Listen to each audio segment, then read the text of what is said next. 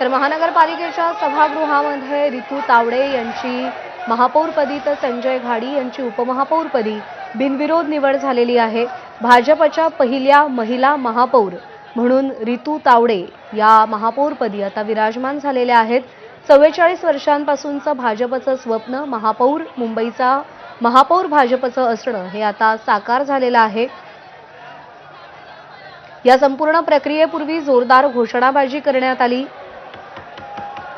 जय श्रीराम चे नारे देखील देण्यात आले, तर ठाकरेंच्या शिवसेनेकडून जय भवानी जय शिवरायचे देखील नारे देण्यात आले। आणि या सगळ्या प्रसंगी मुख्यमंत्री देवेंद्र फडणवीस आणि उपमुख्यमंत्री एकनाथ शिंदे हे उपस्थित होते।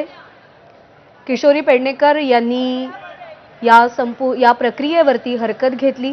त्यांची हरकत ही होती की महानगरपालिका आयुक्त भूषण गगराणी हे पीठासन अध्यक्ष होते आणि त्यावरती किशोरी पेडणेकर यांनी हरकत घेतली आणि त्या हरकतीला भूषण गगराणी यांनी देखील उत्तर दिलं। ही दृश्य आपण पाहतोय मुंबई महानगरपालिकेच्या सभागृहातली।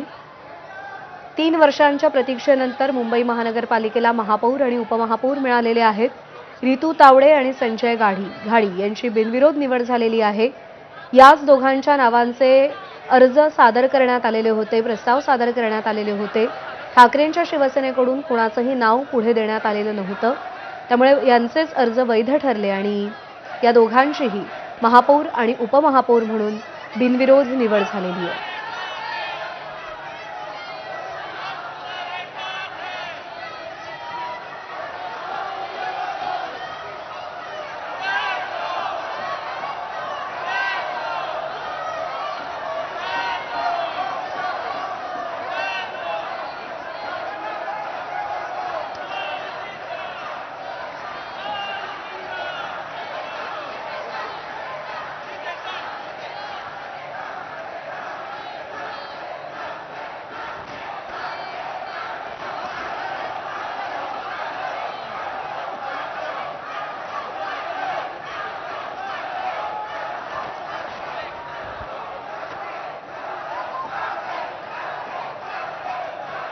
तर एकीकडे देवेंद्र फडणवीस हे महापौर आणि उपमहापौरांचं पुष्पगुच्छ देऊन अभिनंदन करतायत, तर दुसरीकडे ठाकरेंच्या नगरसेवकांकडून ठाकरेंच्या नावांचा जयघोष केला जातोय।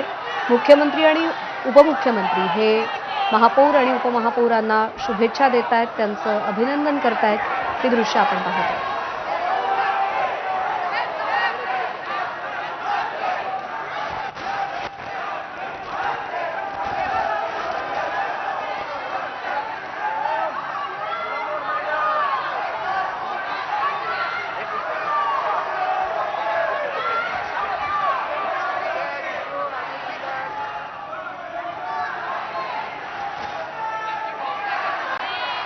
तर प्रवीण दरेकर आणि चित्रा वाघ हे देखील या ठिकाणी उपस्थित आहेत आणि ते देखील नवनिर्वाचित महापौर आणि उपमहापौरांचं अभिनंदन करताना आपल्याला दिसतायत। रितू तावडे यांच्या नावाची घोषणा झाल्यानंतर चित्रा वाघ यांनी सोशल मीडियावर पोस्ट करत रितू तावडे यांचं अभिनंदन केलेलं होतं।